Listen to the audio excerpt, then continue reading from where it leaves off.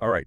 Hello, everyone, and welcome back. If you're listening in, you're probably getting ready for the UPSC exams. Yep. And if that's the case, you know that India's textile industry is something you need to know about. Oh, yeah, absolutely. It comes up everywhere. Really does, from the economy to current affairs. Yeah. And luckily for us, we've got some great articles from the Indian Express and Business Standard Ooh, perfect. to use as a jumping-off point for our deep dive, so we can really get into this crucial sector. Okay, sounds good. So let's start with the basics. India is a textile powerhouse. Oh, yeah, for sure. Second largest producer of cotton and man-made fibers globally. Huge workforce, too. Massive. We're Yeah. talking over 4.5 crore people employed in this industry. Really makes you think. It does. But here's the thing that gets me. What's that? Our export performance doesn't seem to match up to that scale.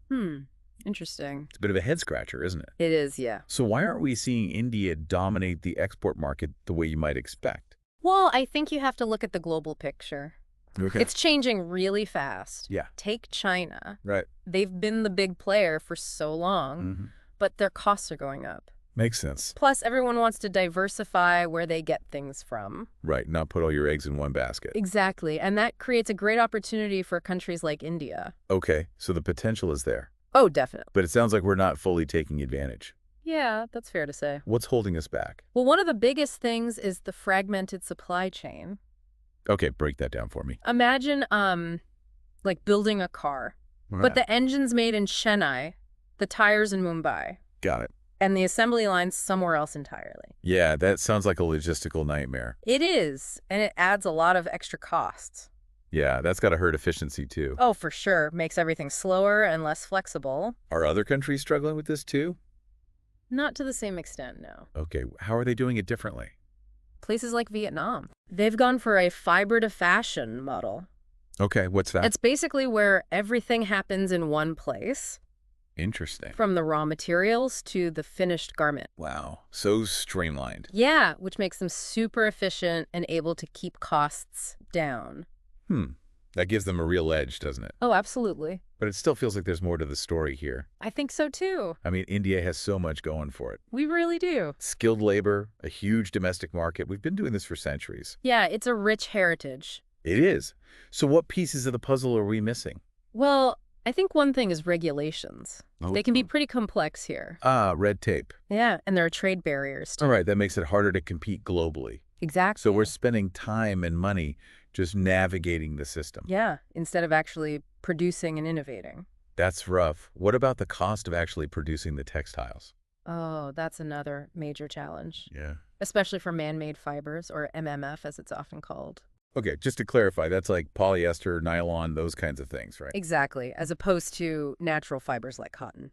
Thanks for explaining that. No problem. But I thought India was a big MMF producer. It is, second only to China. So what's the issue then? Well, the cost of production is high. Why is that? Part of it's the raw materials. Oh, okay. They're limited and they're expensive. Right, supply and demand. Exactly, and this is partly because of something called quality control orders, or QCOs. And what are those? They basically restrict imports of certain raw materials. I guess that's to protect domestic producers. Exactly, but it can have unintended consequences. Like what? Well, if you restrict imports of cheaper materials, Oh, I see. then Indian manufacturers have to use the more expensive local ones. So it ends up costing them more, Yeah, and then that makes their finished goods more expensive. which makes them less competitive globally. Exactly, it's a tricky balancing act. Definitely. Trying to support local industries, but also make them competitive on the world stage. Yeah, it's a tough one. So what else is contributing to these high production costs? Well, energy costs are a big factor. Makes sense. And labor productivity is another thing. Interesting. So even though we have a large workforce, Yes, we're not necessarily as efficient as we could be. that's right. Higher productivity can mean lower costs. Okay, so we're starting to see this complex picture emerging. Definitely. But before we get too deep into the challenges, I want to zoom in on one specific fiber. Which one? Cotton. Makes sense is a big one. It is.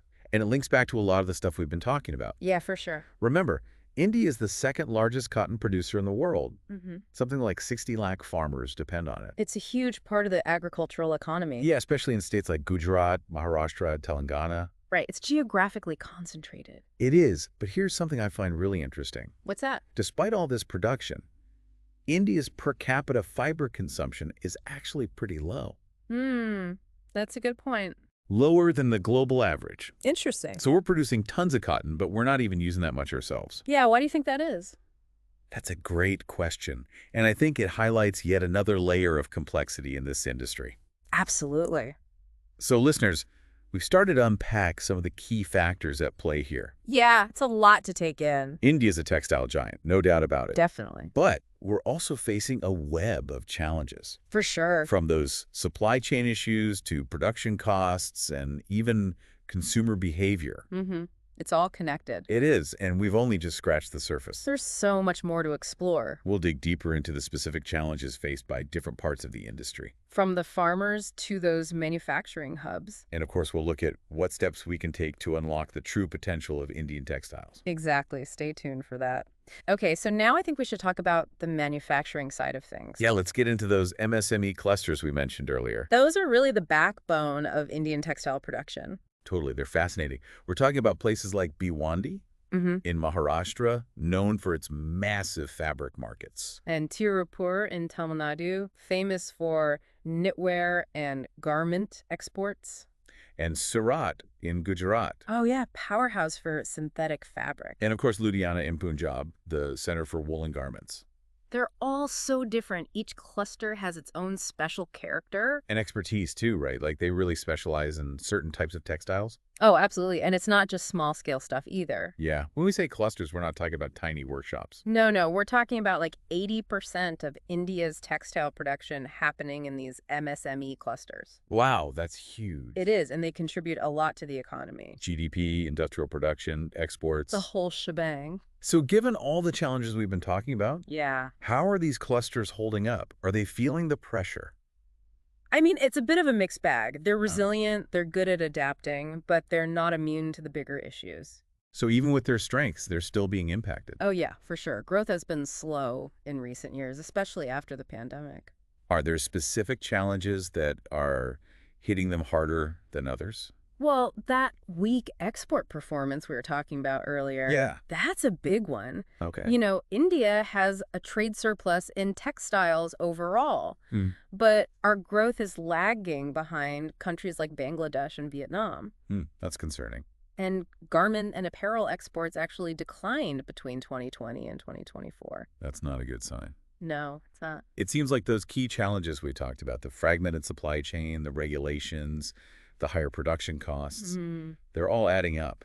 They are. It's making it really hard to compete globally. Especially for these smaller businesses, right? Oh, absolutely. These MSMEs are often working with tiny margins, so any extra pressure really hurts. Yeah, they need support to overcome these hurdles. They do, and there are opportunities out there too.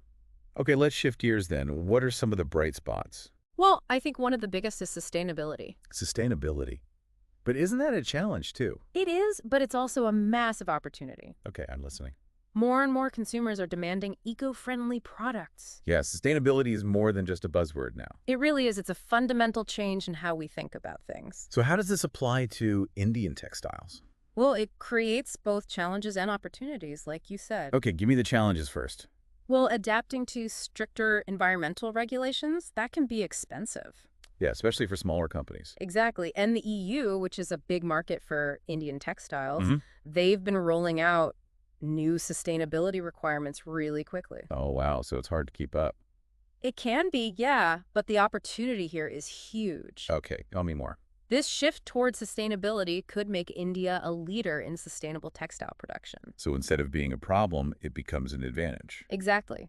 And there are a few key areas where India can really excel. Remember we were talking about India's rich textile heritage? Yeah, with all the traditional techniques. Right. A lot of those are inherently sustainable. Oh, okay. Using natural fibers, low-impact dyes. It's like going back to our roots. Exactly.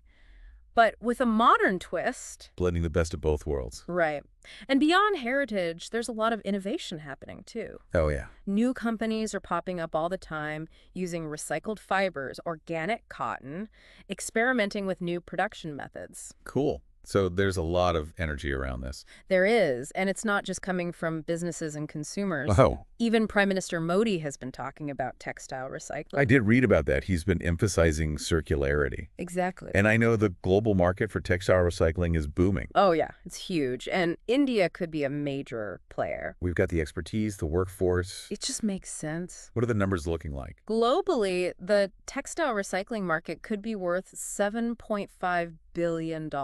Wow, that's massive. And in India alone, projections are saying it could reach $400 million. So the potential is there, Yeah. but are we actually doing it? Well, there's definitely room for improvement. Okay. Right now, less than 25% of textile waste is recycled in India. So we're generating a lot of waste, but not dealing with it very well. Basically, yeah. So how do we bridge that gap? What needs to change? I think it's a multi-pronged approach. Okay. We need policies that encourage sustainable production, support new recycling technologies. We need to build a stronger circular textile economy. It's about turning a problem into a resource. Exactly, from trash to treasure. And it's not just good for the environment, it can create jobs too. Absolutely. Boosts the economy as well. Okay, we've covered a lot, from those MSME clusters to sustainable production. It's been a good overview. But there's one more big topic I want to tackle. Oh, which one? Fast fashion. Ah, yes, the elephant in the room. We've talked about the environmental impact, It's a big concern. but I'm curious about the economic side too. Yeah. India is already a big garment producer. Mm-hmm. Could we actually become a leader in sustainable fast fashion? Well, it sounds a bit contradictory, Right.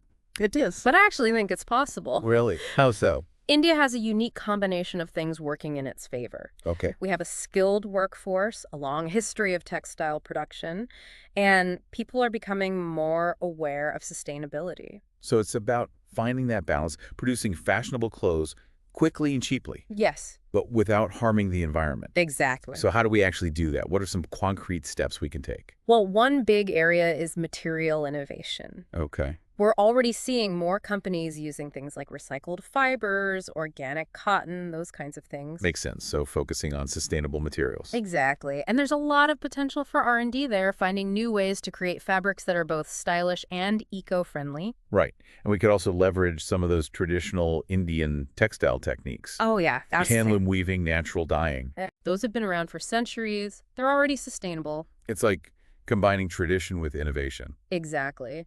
But beyond materials, we also need to think about circularity. Oh, what do you mean by that? We need to move away from that take, make, dispose model. Yeah, the fast fashion side. Exactly. We need a more circular approach. So designing clothes that last longer, that are easier to repair, easier to recycle. Yeah, and finding ways to actually close the loop on textile waste. It's a big shift in thinking. It is, but India could really become a leader in textile recycling and upcycling. We've already got that informal sector collecting and sorting textile waste, right? We do. It's about formalizing that, scaling it up. Integrating it into a more organized system. Exactly, and that's a win-win. Yeah, less waste and more economic opportunities. Exactly. But it's not just about businesses doing this. No. The government needs to be involved too. What role can they play? Policies. We need policies that incentivize sustainable production, that support R&D, that promote a circular textile economy. So strategic decisions can really make a difference. Absolutely.